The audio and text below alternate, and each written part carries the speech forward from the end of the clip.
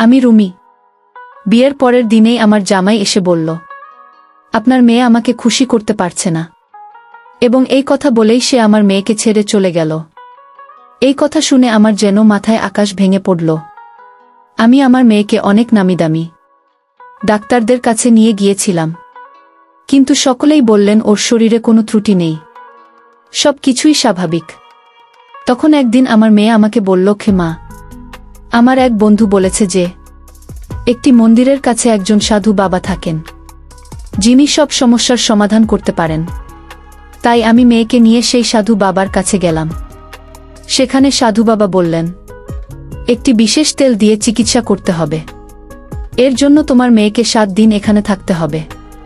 আমি মেয়েকে সেখানে রেখে চলে আসি, কিন্তু মেয়েকে একা রেখে আসার কারণে আমার মনে ভয় তৈরি হয়। তাই পরদিন মেয়েকে দেখতে আবার সেই সাধু বাবার কাছে যাই। সেখানে গিয়ে যা দেখলাম তা আমার জীবনকে পুরোপুরি বদলে দিল। সাধু বাবার ঘরের দরজা খুলতেই পাশের একটি ঘরে চোখ পড়ল। সেই দৃশ্য দেখে আমার হৃদয় থমকে গেল। আমার মেয়ে কিভাবে এমন কিছু করতে পারে তা আমি বিশ্বাস করতে পারছিলাম না। আমার নাম রুমি। আমার মেয়ে আমার জীবনের একমাত্র অবলম্বন। আমার স্বামী মেয়ের জন্মের কিছুদিন পরেই মারা গিয়েছিলেন। তবে স্বামীর রেখে যাওয়া সম্পত্তির কারণে আমাদের অর্থের কোনো অভাব হয়নি। আমি একাই আমার মেয়েকে বড় করে তুলেছি। যখন সে বিয়ের যোগ্য হল, তখন তার বিয়ের আয়োজন শুরু করলাম। বিয়ের জন্য গ্রামের বাড়ি থেকে আমার শাশুড়ি ও জেঠানি এসে সাহায্য করলেন। বিয়েটা বেশ ধুমধাম করে সম্পন্ন হল। সেই দিন আমি খুব খুশি ছিলাম, কারণ আমার মেয়ের জীবনের একটি বড় দায়িত্ব আমি ঠিকঠাকভাবে পালন করতে পেরেছি। কিন্তু বিয়ের পর যখন মেয়েকে শ্বশুর বাড়ি রেখে আসতে হলো, তখন মন যেন কিছুতেই স্থির হচ্ছিল না। আমি তাকে ছেড়ে আসতে পারছিলাম না, তবু নিয়ম মেনে বিদায় দিয়ে আসলাম। সেদিন রাতে বাড়ি ফিরে মনে হচ্ছিল ঘরটা একেবারে ফাঁকা।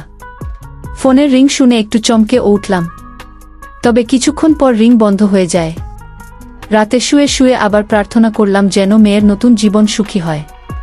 পরের দিন আমার জামাই মেয়েকে নিয়ে হঠাৎ বাড়িতে এসে হাজির। তাকে দেখে প্রথমে খুব খুশি হলাম, কিন্তু তিনি যখন বললেন, আপনার মেয়েকে নিজের কাছেই রাখুন, ও আমাকে খুশি রাখতে পারছে না, তখন যেন পায়ের তলা থেকে মাটি সরে গেল। মেয়েও মাথা নিচু করে দাঁড়িয়েছিল। আমি লজ্জায় মুখ তুলে কথা বলতে পারছিলাম না।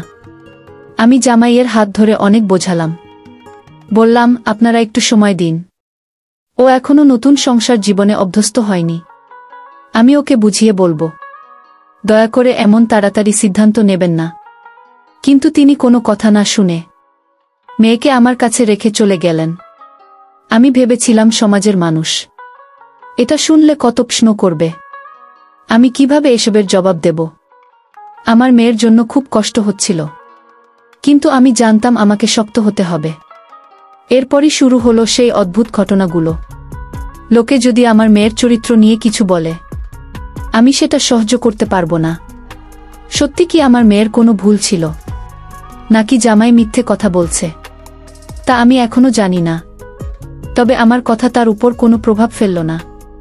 সে আমার দিকে তাকালো না, বরং হাত ছাড়িয়ে বলল, আপনার মেয়েকে এখানেই রেখে যাব। এবং এই বলে সে চলে গেল। তখন আমার মনে নানা প্রশ্ন জাগতে লাগল। হয়তো মেয়ে কিছু বলতে অস্বীকার করেছিল, হয়তো তাদের মধ্যে কোনো ঝগড়া হয়েছিল। চোখে জল নিয়ে মেয়ের দিকে তাকালাম। দেখলাম সেও কাঁদছে। তাকে নিয়ে ঘরের ভেতরে এসে বসলাম। এরপর আমি মেয়েকে নাম করা ডাক্তারদের কাছে নিয়ে গিয়ে পরীক্ষা করালাম, কিন্তু সব ডাক্তার বললেন সে সম্পূর্ণ সুস্থ, ওর মধ্যে কোনো ত্রুটি নেই। তখনই আমি সিদ্ধান্ত নিলাম, জামাইয়ের কাছে গিয়ে সরাসরি জিজ্ঞেস করব, যখন আমার মেয়ে সম্পূর্ণ সুস্থ, তখন আপনি এমন অভিযোগ কেন তুললেন? মেয়েকে বললাম আমি এখনই এর উত্তর খুঁজে বের করব। আমার কথা শুনে মেয়ে বেশ ভয় পেয়ে গেল এবং তার হাত কাঁপতে লাগল। সে বলল, মা প্লিজ, তুমি ওকে কিছু বলো না। কে জানে ও তোমার কথা শুনবে কিনা। যদি রাগ করে আমাকে ছেড়ে চলে যায় বা অন্য কিছু করে বসে। মেয়ের কথা শুনে আমার মন আরো জটিলতায় ভরে উঠল। আমি লক্ষ্য করছিলাম এই বিষয়ে কথা বলার সময় মেয়ে চোখ সরিয়ে কথা বলে, যা আমার কাছে অদ্ভুত লাগছিল। কিন্তু মেয়ের জন্য সব কিছু চুপচাপ সহ্য করছিলাম। আমার মন তখন দ্বিধা ছিল, কার ভুল আর কার কথা সত্যি। তবে তাড়াহুড়ো করে কোনো সিদ্ধান্ত নেওয়া ঠিক হবে না। কিছুক্ষণ পর আমরা গাড়িতে উঠে বাড়ির পথে রওনা দিলাম। কিন্তু সেই প্রশ্নগুলো মাথায় ঘুরতেই থাকল। মনে হচ্ছিল এমন কিছু হয়তো আছে যা আমি এখনো বুঝে উঠতে পারিনি। হয়তো জামাই মেয়েকে পছন্দ করে না এবং অন্য কাউকে ভালোবাসে, তাই সে আমার মেয়েকে দোষ দিচ্ছে। নাকি সত্যিই আমার মেয়ের মধ্যে কোনো ভুল আছে। এসব চিন্তা আমাকে আচ্ছন্ন করে রেখেছিল।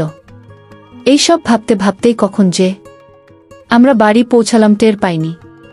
কিছুক্ষণ পর মেয়ে নিজের ঘরে চলে গেল।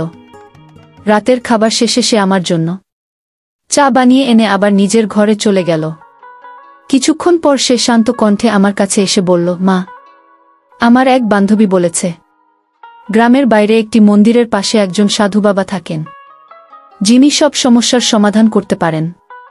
যদি সেখানে যাই হয়তো কিছুর সমাধান মিলবে। মেয়ের কথা শুনে অবাক হলাম। বললাম, ঠিক আছে, তুই যদি তাই চাস তবে আমরা সেখানে যাব। ভাবলাম যদি সত্যিই সেই সাধু বাবার কাছে কোনো সমাধান থাকে তবে হয়তো মেয়ের জীবন আবারও সুন্দর হয়ে উঠবে। আমার সম্মতি পাওয়া মাত্রই মেয়ে যেন তাড়াহুড়ো করে প্রস্তুত হয়ে গেল। তার এমন তাড়াতাড়ি দেখে একটু অবাক হলেও বেশি মনোযোগ দিলাম না। আমরা সাধু বাবার কাছে যাওয়ার জন্য রওনা হলাম। কিছুক্ষণ পর সেখানে পৌঁছলাম, কিন্তু সেই জায়গার পরিবেশ দেখে কিছুটা চমকে গেলাম। সাধারণত যেখানে সাধু বাবার কাছে ভিড় থাকে সেখানে আজ কেউ নেই। চারপাশে অদ্ভুত নীরবতা আর এক ধরনের অস্বস্তিকর অনুভূতি ছিল। আমি আর মেয়ে সেই কক্ষে প্রবেশ করলাম। চারপাশে চোখ বুলিয়ে দেখলাম। সাধু বাবার কাছে পৌঁছে মেয়ের পরিস্থিতির সব কথা বললাম। তিনি মনোযোগ দিয়ে সব শুনলেন এবং বললেন, আপনার মেয়েকে 7 রাত এখানে থাকতে হবে। আমি তাকে বিশেষ তেল দিয়ে মালিশ করব। এসব বলতে গিয়ে তিনি একবারও আমাদের দিকে তাকালেন না। তার দৃষ্টি নিচু ছিল এবং তিনি মন্ত্রপাঠে ব্যস্ত ছিলেন। তার এমন আচরণে আমার ভেতরে কিছুটা অস্বস্তি হচ্ছিল। কিন্তু ঠিক কী ব্যাপারটা অস্বাভাবিক মনে হচ্ছে তা বুঝতে পারছিলাম না। মেয়েকে সেখানে 7 দিন রেখে যাওয়ার চিন্তা মন থেকে মেনে নিতে পারছিলাম না। তবুও যেন পরিস্থিতির চাপে বাধ্য হলাম। মেয়ের জীবনে শান্তি ফেরানোর জন্য আমি এই সিদ্ধান্ত নিলাম। কারণ জানতাম সমাজে তালাকের কালিমা নিয়ে মেয়ের বেঁচে থাকা সহজ হবে না। ধনী হোক বা গরিব, আমাদের সমাজে দোষ সব সময় মেয়ের ঘাড়েই পড়ে। তাই নিজের মনকে শক্ত করে তাকে সেখানে রেখে বাড়ি ফিরে এলাম। কিন্তু বাড়িতে এসেও মন যেন ওই সাধু বাবার কাছে পড়ে রইল। সবকিছু যেন কিছুটা অস্বাভাবিক ছিল। বারবার মনে হচ্ছিল আমি কি কোনো ভুল কিছু করলাম নাকি। বিকেল হতে না হতেই মনে হলো আবার সেখানে যাওয়া উচিত। প্রথমে ভাবলাম কিছু খেয়ে একটু শান্ত হয়ে নেই, তারপরে যাব, কিন্তু মনের মধ্যে অশান্তি এতটাই বাড়তে লাগলো যে আর অপেক্ষা করতে পারলাম না। বাড়ি থেকে বেরিয়ে সেখানে ফেরার জন্য প্রস্তুতি নিলাম। তৈরি হচ্ছিলাম, তখন হঠাৎ পাড়ার এক মহিলা আমাকে ডেকে বললেন, এই রাতের বেলায় কোথায় যাচ্ছ? সব ঠিক আছে তো? তোমাকে বেশ চিন্তিত লাগছে। তার কথা শুনে থমকে গেলাম। কিছু না বলে বেরিয়ে গেলে হয়তো সে সন্দেহ করত। তাই বললাম, না, তেমন কিছু নয়, মায়ের কাছে যাচ্ছি। মনটা খারাপ লাগছে, মাকে খুব মনে পড়ছে। আমার মাকে সবাই চিনত। মাঝে মাঝে তিনি আমার এখানে 1 সপ্তাহের জন্য এসে থাকতেন। তখন পাড়ার সবাই তার কাছে আশীর্বাদ নিতে আসত। আমার মুখ থেকে মায়ের কথা শুনে প্রতিবেশীরা বললেন, হ্যাঁ, তুমি ঠিকই বলেছ। তোমার মেয়ের বিয়ে হয়েছে বলে হয়তো একটু একাকিত্ব অনুভব করছো। তিনি নানা বিষয়ে কথা বলতে শুরু করলেন, কিন্তু তখন তার সঙ্গে কথা বলার কোনো ইচ্ছাই ছিল না। আমার মন ছিল শুধু মেয়েকে নিয়ে। কত কিছু ভেবেচিন্তে মেয়ের জন্য এই সম্পর্ক ঠিক করেছিলাম, যাতে সে সুখে থাকে। কিন্তু কে জানতো এমন পরিস্থিতি তৈরি হবে।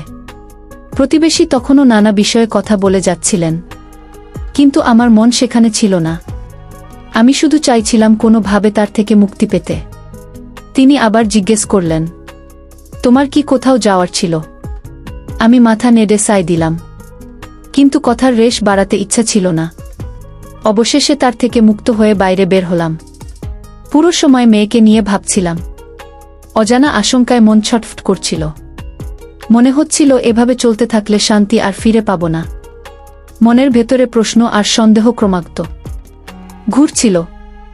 ভাবছিলাম প্রতিবেশীকে যদি সব বলে দিই, সে হয়তো ঘটনার রং চড়িয়ে পাড়ার সবার মাঝে ছড়িয়ে দেবে।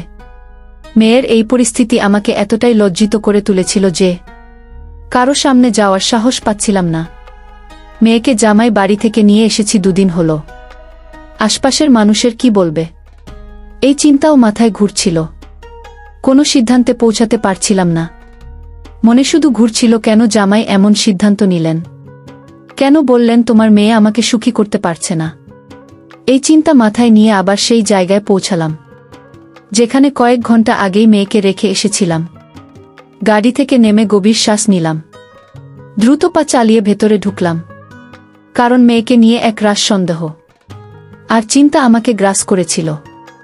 এই সময়ে কারো ওপর বিশ্বাস করা কঠিন, তাই দ্রুত মেয়ের কাছে পৌঁছানোর জন্য এগিয়ে যাচ্ছিলাম। আমার মেয়ে ঠিক আছে কিনা জানি না, এই মুহূর্তে সে কেমন আছে তা নিয়ে মন ভরে উঠছিল দুশ্চিন্তায়। দরজার দিকে এগিয়ে যেতে যেতে হঠাৎ চোখ গেল পাশের একটি ঘরে। সেই দৃশ্য দেখে আমার হৃদয় থমকে গেল। মনে হচ্ছিল যেন মাথা ঘুরে পড়ে যাব। আমার মেয়ে কিভাবে এমন কিছু করতে পারে তা বিশ্বাস হচ্ছিল না। দেখলাম মেয়ের সামনে বসা একজন যুবক, বয়স প্রায় 38 বছর, যাকে সবাই সাধু বাবা বলতো। তার মাথা মেয়ের কোলে রাখা। দুজনেই হাসতে হাসতে কথা বলছিল। আমি বাইরে থেকেই তাদের কথাগুলো শুনতে পাচ্ছিলাম। যুবকটি বলছিল, তোমার বিয়ের খবর শোনার পর থেকে এক মুহূর্ত স্বস্তিতে কাটাতে পারিনি। আমার মেয়ে তার হাত ধরে মৃদু হেসে বলল, এই জন্যই তোমাকে আমার কাছে নিয়ে এসেছি, যেন তুমি নিশ্চিত হও যে আমার স্বামী আমাকে কখনো স্পর্শ করেনি। আমি এমন ব্যবস্থা করেছি যাতে আমরা সব সময় একসঙ্গে থাকতে পারি। আমার স্বামী আমার মুখও আর দেখতে চাইবে না। মেয়ে শান্তভাবে তার হাত ধরে কথা বলছিল, আর আমার ভেতরটা ক্রমশ পুড়ে যাচ্ছিল। এতদিন আমি জামাইকে ভুল বুঝছিলাম। আসল দোষটা যে মেয়ের, তা জানতে পেরে নিজেই হতবাক হয়ে গেলাম। তাদের কথাগুলো আর সহ্য করতে পারছিলাম না, তাই রাগের মাথায় দরজা ঠেলে খুলে দিলাম। দরজা খোলার শব্দে দুজনেই চমকে উঠে দাঁড়ালো। ঘরের ভেতরে ঢুকে আমি মেয়ের হাত ধরে তাকে এক চড় মারলাম। তারপর বললাম, এমন কাজ করার সময় তোমার একবারও লজ্জা হলো না? মায়ের কথা একবারও মনে পড়ল না? একা হাতে তোমাকে মানুষ করেছি। আবার তার গালে এক চড় বসালাম। আমার এই রূপ দেখে সেই যুবক মেয়েকে বাঁচানোর জন্য এগিয়ে এলো, কিন্তু আমার রাগ দেখে চুপচাপ মাথা নিচু করে দাঁড়িয়ে রইল। রাগে ফুঁসতে ফুঁসতে মেয়েকে জিজ্ঞেস করলাম, তুমি তোমার স্বামীকে এমন কি বলেছ যে সে তোমাকে বাপের বাড়ি রেখে চলে গেল? মেয়ে কাঁদতে কাঁদতে আস্তে আস্তে বলল, আমি স্বামীকে বলেছি, কেন তুমি আমার সঙ্গে বিয়ে করলে? আমি সন্তান জন্ম দিতে পারবো না, আমার দ্বারা কোনো সন্তান হবে না। তুমি কেন তোমার জীবন নষ্ট করছো? আমাকে ছেড়ে দাও। আমার মা তোমাদের সবার সঙ্গে প্রতারণা করেছে। মেয়ের মুখ থেকে এই কথা শুনে মাথায় হাত দিয়ে বসে পড়লাম। এতটাই রাগ হলো যে মনে হলো তার গলা টিপে সব শেষ করে দিই। আমার মেয়ে এমন কৌশলের আশ্রয় নিল কিভাবে? আমি তো কখনো এমন শিক্ষা দিইনি। তবু কেন এমন পথে সে হাঁটল? এরপর মেয়েকে বুঝিয়ে বললাম, তুমি তোমার জীবনের সিদ্ধান্তে আবেগকে প্রশ্রয় দিও না। এখন তোমার বিয়ে হয়েছে, তোমার একজন স্বামী আছে, সংসারে মনোযোগ দেওয়া জরুরি। কিন্তু মেয়ে আমার কোনো কথাই শুনল না। অবশেষে নিরুপায় হয়ে তাকে তার স্বামীর কাছে নিয়ে গেলাম। সেখানে গিয়ে আমি সব সত্যি কথা বললাম। আমার মেয়ের পক্ষ থেকে ক্ষমাও চাইলাম। এটা শুনে তার স্বামী বলল, না, আমি আর তাকে আমার সঙ্গে রাখতে পারবো না। যে মেয়ে অন্য একজনের জন্য নিজের স্বামীকে ছেড়ে দিতে পারে, সে কখনো সুখী হবে না। আমি এত বড় মনের মানুষ নই যে সবকিছু জেনে শুনে এমন একজনকে গ্রহণ করব। আমি তাকে তালাক দেব। সব শুনে বুঝতে পারলাম মেয়ের দ্বিতীয় বিয়েটাই তার উপযুক্ত ছিল। প্রথম বিয়েতে সে কখনো সুখী হতে পারেনি। এ ঘটনার 7 বছর পেরিয়ে গেছে। আজও সে আমার কাছে আসেনি। মনের মধ্যে অজস্র প্রশ্ন আর আক্ষেপ রয়ে গেছে। তার জীবন কেমন চলছে জানি না, তবে আমি আমার দায়িত্ব পালন করেছিলাম। এখন সব কিছুই তার নিজের সিদ্ধান্ত। তবে হঠাৎ একদিন সে আমার সামনে এসে দাঁড়াল এবং বলল, মা, আমি যে মিথ্যা বলেছিলাম, যে আমি সন্তান সম্ভবা হতে পারি না, সেটা এখন সত্যি হয়ে গেছে। এই 7 বছরে আমি কখনোই মা হতে পারিনি। এখন শাশুড়ি আমার স্বামীকে অন্য কাউকে বিয়ে করার জন্য বলছেন, কারণ আমি তাকে কখনো বংশের উত্তরাধিকার দিতে পারব না।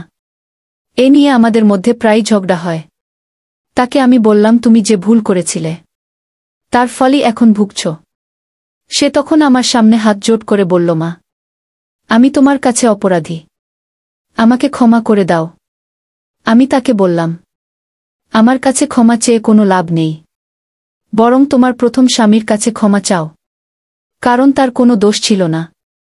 তবুও তুমি তাকে তার অধিকার থেকে বঞ্চিত করেছিলে। যদি সে তোমাকে ক্ষমা করে, তাহলে আমিও তোমাকে ক্ষমা করব।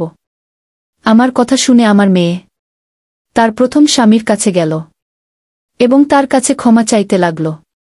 আশ্চর্যের বিষয়, তার স্বামী তাকে সঙ্গে সঙ্গে ক্ষমা করে দিল, কারণ সে নিজের জীবনে খুবই সুখী ছিল।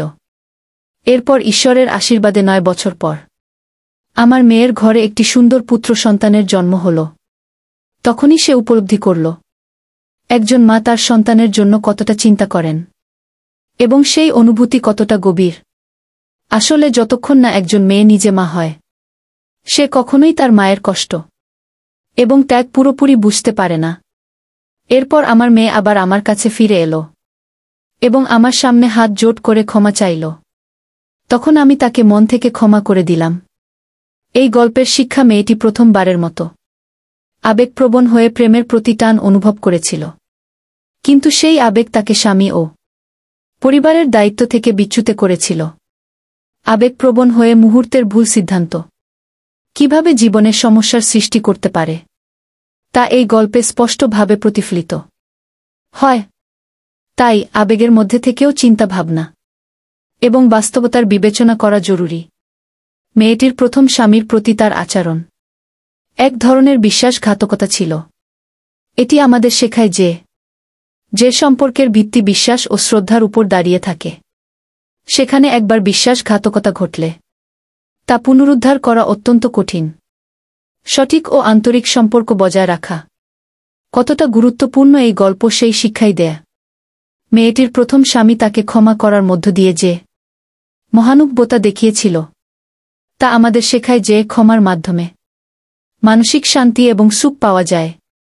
ক্ষমা না করলে মানুষ নিজের মনে দুঃখ ও বিদ্বেষ বহন করে চলে। ক্ষমার শক্তি শুধু নিজেকেই নয়, অপরপক্ষকেও শান্তি দিতে পারে। মেয়েটির মা তার সন্তানকে বড় করার জন্য সব রকম ত্যাগ স্বীকার করেছিলেন, কিন্তু মেয়ে তা তখন উপলব্ধি করেনি। নিজে মা হওয়ার পর সে উপলব্ধি করল একজন মা কিভাবে তার সন্তানের সুখ দুঃখ নিয়ে চিন্তা করেন। এই শিক্ষা আমাদের বোঝায় যে যতক্ষণ না কেউ সেই অভিজ্ঞতা লাভ করে, ততক্ষণ সে অন্যের ত্যাগ ও কষ্ট পুরোপুরি বুঝতে পারে না। গল্পের শেষে মায়ের ক্ষমা এবং মেয়ের সঙ্গে পুনর্মিলন আমাদের শেখায় যে সত্যিকারের দুঃখ যে যতক্ষণ না কেউ সেই অভিজ্ঞতা লাভ করে, ততক্ষণ সে অন্যের ত্যাগ ও কষ্ট পুরোপুরি বুঝতে পারে না। যে সত্যিকারের ভালোবাসা কখনো দূরত্ব মেনে নেয় না। ভালোবাসা এবং সম্পর্ক যতই ভেঙে যাক না কেন, সঠিক উপলব্ধি এবং ক্ষমার মাধ্যমে সম্পর্ককে আবারও মজবুত করা সম্ভব। বন্ধুরা, আজকের গল্পটা এখানেই শেষ। আশা করি গল্পটি আপনাদের ভালো লেগেছে। যদি গল্পটি আপনার হৃদয় ছুঁয়ে যায়, তবে অবশ্যই লাইক দিতে ভুলবেন না। আপনারা মতামত কমেন্টে জানাতে পারেন এবং আপনার বন্ধুদের সঙ্গে গল্পটি শেয়ার করুন। আরও এমন আবেগপ্রবণ এবং শিক্ষণীয় গল্পের জন্য আমাদের চ্যানেলটি সাবস্ক্রাইব করুন এবং বেল আইকনে ক্লিক করতে ভুলবেন না, যাতে আমাদের কোনো গল্প আপনি মিস না করেন। ধন্যবাদ।